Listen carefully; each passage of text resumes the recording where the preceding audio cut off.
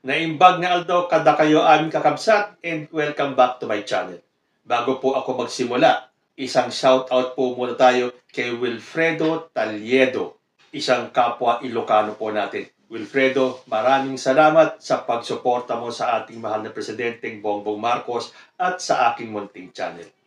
Anyway, gusto ko lang pong magbigay ng aking reaksyon dito sa mga ginagawa ni Amy Marcos. Lalo na doon sa mga sinasabi niya tungkol sa kanyang kapatid. Ay oo nga pala, bati na po si Senator Amy Marcos sa si Mayor Baste Duterte. Sabi nga po dito sa balita sa Radyo Inquirer, Senator Amy Marcos tikom na kay Mayor Baste Duterte. Sinabi ni Senator Amy Marcos na agad na naplantsa ang naging issue ni Davao City Mayor Sebastian Baste Duterte sa kanya. Sabi ni Amy Marcos, nagkausap na kami, okay na. Naku, hindi na ako basta-basta magkukwento at sa kaguluhan ngayon ay napakadaling baliin at bigyan ng maling kahulugan. Hinala niya ay may gusto na mag-away sila ng anak ni dating Pangulong Duterte. Wow naman, Senator Amy, bakit parang takot na takot ka sa mga Duterte? Parang you don't want to fall out of grace with the Dutertes. Sabi po rito sa balita, naplantsa agad ang naging issue ni Baste kay Senator Amy. Kasi nagkausap na kayo. Teka muna, kayo ba ni President Bongbong Marcos nagkausap na? Sa dami ng mga naninira kay President Bongbong Marcos, kasama na ang mag-amang Duterte, kasama ka na rin. Yes, dahil sa mga nababasa namin na sinasabi mo against sa kapatid mo, isa ka na sa naninira kay Bongbong Marcos. Well, ito naman po ay sariling opinion ko lang. Sa nakikita ko, nababasa ko at naririnig ko kay Senator Amy, parang mas Duterte pa siya kaysa Marcos. Di real talk ka na nga ni Baste Duterte. Pero anong ginawa mo? Nakipag-usap ka agad at naplantsa agad ang inyong gusot. Pero yung gusot na ginagawa mo sa kapatid mo, pinaplantsa mo ba? Well, sana siguro. Kasi hindi naman namin alam kung ano nangyayari sa inyo dyan sa palasyo o sa inyong magkakapatid. Pero pag sa Duterte, todo tanggol ka. Pero sa kapatid mo, imbis na ipagtanggol mo sa dami ng naninira sa kanya, dumadagdag ka pa. May narinig ba kaming pinagtanggol mo si PBBM sa mga tirada sa kanya ni former President? Wala. Pero nang nagsalita si Baste Duterte na mag-resign yung kapatid mo, ano ang sinabi mo? Anong feeling nyo no, nung binabanatan niya yung kapatid nyo? Wala, nakakaloka. Yun lang masasabi ko doon, nakakaloka. Ang lumapit sa akin ay si Mayor Baste Duterte. Nag-sorry. Naintindihan ko naman kasi syempre, sobrang emotional siya dahil isipin mo naman ikukulong yung tatay mo at yung ate mo. Talaga namang re-revolution yung damdamin. Mama, yung pinag-sorry ni Mayor Baste, ano pong ipinag-sorry niya? Yung mga sinabi ni Presidente? Sabi ko, hoy, ano yan? Bakit pinagsasabi mo yan? Sabi niya, sorry, gano'n. Nakakatuwa nga pero naintindihan ko kasi syempre yung babagabag talaga yung damdamin ng bagets. Syempre yung tatay niya, saka yung Patawa-tawa ka pa na kesyo naiintindihan mo kung anong nararamdaman ni Baste kasi ikukulong yung tatay niya, saka yung kapatid niya. Paulit-ulit yung ICC issue na yan kahit na ilang ulit ang sinabi ni President Bongbong na hindi siya pabor dyan. Mas nakikinig kayo sa mga chismis sa labas tulad ng sinabi ni former Senator Trillanes. Mas paniniwalaan nyo sila kaysa sa sinasabi ng kapatid mo. Nakakasakit po kasi ng damdamin na ito mismong kapatid ni President Bongbong Marcos ay walang tiwala kay President Bongbong. Tinira-tirada na ni former President ang kapatid mo. Pinagre-resign ni Mayor Baste ang kapatid mo. Pero sila pa rin ang kinampihan mo. Tapos hinala mo, merong gustong mag-away kayo ng anak ng dating Pangulo. Yung ginagawa mo sa kapatid mo, hindi naman pwedeng sabihin na may gustong mag-away kayo ni President Bongbong kasi nanggagaling mismo sa salita mo na parang inaaway mo si President Bongbong. So dahil sa nagkabati na kayo, sabi mo, hindi mo na lamang ibabahagi pa ang detalye ng pagkakaayos ninyo ni Mayor Baste. kahit na masakit ang sinabi ni Baste sa'yo. Sabi po ni Baste Duterte nung siya ay nagsorry kay Senator Amy, humingi ako ng tawad dahil naawa ako sa'yo, hindi dahil sa mga sinabi ko tungkol sa kapatid mo na presidente. Dagdag pa ni Baste, ihinto mo na ang paggamit sa akin sa mga jamming mo. Pinagbigyan na kita nung una pero maingay ka pa din. Ano naman to? Hindi ba parang sinampal ka sa mga sinabi ni Baste Duterte? And yet, nag-usap agad kayo at pinlansya ninyo. Bakit yun sa kapatid mo?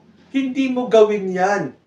Kapatid mo si President Bongbong Marcos. Meron kang access kay President Bongbong Marcos. Bakit hindi nyo pag-usapan yung mga issue na para sa'yo, dapat ginagawa ni Bongbong Marcos? Meron akong nabasang isang post galing daw kay Amy Marcos. I will stand by what is right. I think that I was taught well by my father. First, there is God. Then, there is country. And then, there is your family. So that order will have to be upheld. Ganyan talaga Yung mali, mali. Yung tama, tama. Teka muna, ano ba ang mga mali ni President Bongbong Marcos? At ano ba yung mga tamang sinasabi mo, Senator Amy? Alam mo, ang nakikita ko kasi, parang ang tingin mo sa sarili mo, mas magaling ka kay President Bongbong Marcos. Yan po ang nakikita namin. Sana hindi naman. Sana iba yung ibig mong sabihin. Pero yan po ang dating sa amin. Na akala mo ikaw ang may solusyon sa lahat ng problema ng bansa, na ang ginagawa ng kapatid mo ay mali. Kaya ang mali, mali. Ang tama, tama. Ang ginagawa ni President Bongbong mali. Pero yung sa'yo, tama. Ganun ba ang ibig sabihin? Kasi yun ang dating sa akin na sinabi mong ito. Ano ang mga mali ni President Bongbong Marcos? Sabi pa sa isang post na galing daw kay Senator Amy, indeed, I am the President's sister. I am also a senator who is bound in duty to protect and defend the Constitution and the Republic. I am also a mother, so like you, we have a stake in the future through our children. And let us not forget, I am the daughter of Ferdinand Edralin Marcos. I am his firstborn, and I will never, never allow the Marcos administration to be used to once again besmirch his name and ruin his legacy. Okay, ikaw ang panganay ni Apo Lakay. Pero hindi lang ikaw ang anak ni Apo Lakay. Hindi porke ikaw ang pinakamatanda, alam mo na lahat na mas marunong ka na kay President Bongbong Marcos. Di sana po, hindi na lang si Bongbong Marcos ang pinatakbo mo. Sana kayo na lang ni Sara Duterte ang nagtandem noong 2022. So ang sabi tuloy ng iba, ginamit mo si Bongbong. Siya ang pinatakbo mo. Ngayon presidente na si Bongbong, sisira-siraan nyo. Alam nyo ako, in actuality, hindi ako maniniwala na sisirain ni Senator Amy si Bongbong Marcos. Kaya lang sa mga nakikita po natin at sa mga naririnig natin na nanggagaling sa bibig mismo ni Senator Amy, ano po ang iisipin natin? Kung para kay Senator Amy, alam niya lahat ng tama at ang mali ay mali. Pakiisa-isa nga po kung ano ang mali ni President Bongbong Marcos. Meron ka pang sinabi sa isang statement mo na para kayong nabudol. Ito po yun. Laking bagay nung 31 million votes, di ba? Ang tao, parang nabudol Bakit akala natin mapupunta tayo sa agrikultura? Akala natin public transport? Akala natin dun sa infrastructure? Kasi yun ang may tatak Marcos di ba? Abay, ba't nauwi dito sa Chacha? Kaya nahihilo yung tao at minsan tinatanong sa akin ma'am, iba yung binoto natin. Bakit tayo nabudol nito? Ang daming nagsasabi na nga dyan na nabudol daw sila, na alam mong naninira lang. Tapos ikaw pa manggagatong na nabudol ang 31 million? Nasaan yung pagtatanggol? Dahil ikaw ang kapatid. Ang daming senador dyan, pero ikaw pa ang mas maingay. Ikaw pa ang nangunguna na parang pinalalabas mo na yung kapatid mo ay mali, na nabudol ni Bongbong Marcos ang 31 million. Pero kung para sa iyo, Senator Amy, at sa makakampi mo, nabudol kayo ni President Bongbong Marcos, sa amin po hindi. At paninindigan po namin ang aming suporta kay President Bongbong Marcos. Si President Apo Lakay po, ilang taon namuno sa Pilipinas. Si Bongbong Marcos, magdadalawang taon pa lang. So, maraming achievements si Apo Lakay. Bigyan mo ba naman kasi ng ganong katagal na panunungkulan eh? Tapos hahanapin nyo kay President Bongbong Marcos? Sinasabi mo pa na inuuna yung Chacha? Totoo ba? Na mula nung naupo si President Bongbong Marcos, wala pa siyang nagawa at inuna niya tong Chacha? Parang hindi naman kapanipaniwala yun. Siya nga ang naupong DA Secretary. Tapos inaayos yung transport system. Ano ang gusto nyo? Isang pitik ni President Bongbong masusolusyonan agad? O baka ang gusto ninyo dapat pa isa-isa? President Bongbong, unahin mo po itong problemang ito. Hintayin po natin na masolusyonan itong problemang to bago tayo pumunta sa pangalawang problema. Aba, kung ganun po ang gagawin natin, aabutin tayo ng siyam-siyam. Hindi kakasya yung 6 na taon ni President Bongbong Marcos. Pero ang pinalalabas nyo, inuuna pa ngayon yung Chacha. Pero teka muna, Senator Amy, bakit nung panahon ni former President Duterte na isinusulong nila yung Chacha, ngayon, porque ayaw ni former President sa Chacha, tinitira mo yung kapatid mo tungkol sa Chacha? Bakit uunahin yung Chacha? Bakit nung panahon ni former President, gusto rin naman niya mag-Chacha? Hindi ba sinabi pa ni former President, the time is now. Yun yung panahon niya. Palitan na yung Constitution. Hindi nga lang nag-materialize. Bakit ganyan kay President Bongbong? Kontrang-kontra kayo. So anong tingin niyo doon? Double standard nga ba? Hindi namin maubos maisip talaga kung bakit mas kampi ka sa mga Duterte kaysa dito sa kapatid mo na mas kailangan ng suporta. Sasabihin mo, senadora ka, ang iyong trabaho ay para sa bansa, ang mali ay mali, ang tama ay tama. Yun na nga. So paki-enumerate po yung mga mali ng ating presidente. Totoo ba yung sinasabi mong mas inuuna pa ang Chacha kaysa dun sa ibang problema? Ano yung mga nagawa ni President Bongbong? Yung first year niya sa kanyang tungkulin. Ito nga sa sinabi ni Baste sa'yo Kung ako yun, para akong sinampal sa mukha na sinabi ni Baste na huwag siyang isama sa mga jamming mo. Pinagbigyan ka na nung una, pero nag-iingay ka pa rin. Hindi ba? Nakaka-insulto yung mga salitang yun. Pero sa'yo, okay pa rin. Nakipag-ayos ka na at naplansya na. Pero sa kapatid mo, pinaplansya mo ba? Nagkakaroon kayo ng gusot, whether nakikita mo o hindi. Nagkakaroon kayo ng lamat. Tapos sasabihin mo, hindi kayo magkakahiwalay ng kapatid mo dahil iisa ang pinagmulan ninyo. Mahal ko yung kapatid ko at hindi talaga kami magkakahiwalay ever. Dahil sa simpleng dahilan na nanggaling kami sa iisang puno. Pinoproteksyonan ko yung kapatid ko at higit sa lahat, yung pangalan namin na hindi maging bulilyaso, na hindi maging palpak. 36 years kami nag-antay. Paano naman kung magiging bulilyaso Lagi pa? mo sinasabi yung legacy ni Apo Lakay na ayaw mo may umulit at sirain ang pangalan niya. Naayos niyo na po yan. Na-vindicate na po si Apo Lakay. Kokonti na lang yung mga naniniwala na masamang tao si Ferdinand Marcos Sr. Sa pagkakapanalo ni President Bongbong Marcos, nabura na po lahat ng yun. Naibalik niyo na ang legacy ni Apo Lakay. Pero, tapos na po yun. Nalinis nyo na ang pangalan nyo na yun ang gusto nyo mangyari. Majority na po ang nagising.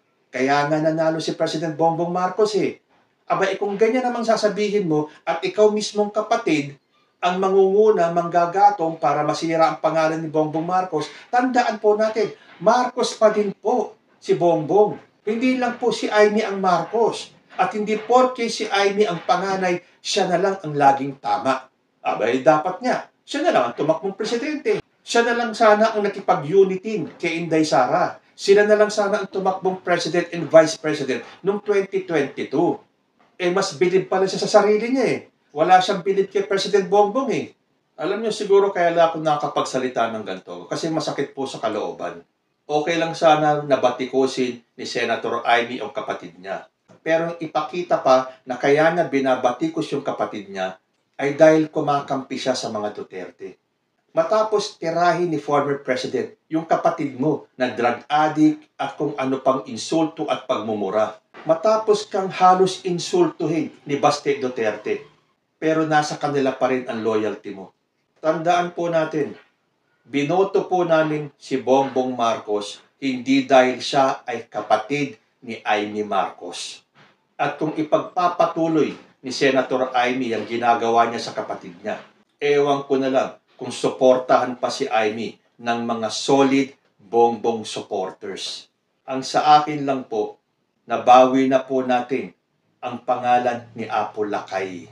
Yung sinasabing after 30 years na pinaglaban ninyo ang pangalan Marcos. The mere fact na nakabalik kayo sa Malacanang is vindication enough na si Apo Lakay ay hindi po masamang tao. At kung paano minahal ng taong bayan si Apo Lakay, ganyan din po nila kamahal si Bongbong Marcos. At kahit na tumiwalag pa si Senator Amy kay Bongbong Marcos, hindi po mawawala ang suporta namin kay President Bongbong Marcos with or without the support of Amy Marcos. So sana po ma-realize ni Senator Amy na ang kapatid niya ay si Bongbong Marcos. Hindi naman po natin sinasabi na 100% na suporta niya. Kung may nakikita siyang mali, fine. Kung ano ang dapat itama, pag-usapan ninyo. Kung kayo nga ng mga Duterte nag-uusap ito ang may nasabi si Baste Duterte sa'yo, nakipag-usap ka agad Bakit hindi gawin kay President Bongbong Marcos? Pero ano man po ang mangyari, hindi po kami bibitaw. Kami pong mga Bongbong Marcos solid supporters. Kahit na anong gawin yung panlalaglag, paninira, at pagmumura sa ating presidente, hindi po kami bibitaw. President Bongbong Marcos, nandito lang po kami sa likod mo at handa po namin kayong ipaglaban kahit na po kanino. Kayo po, ano ang masasabi ninyo? Comment lang po down below and I will see you next time. Diyos ti Agnina.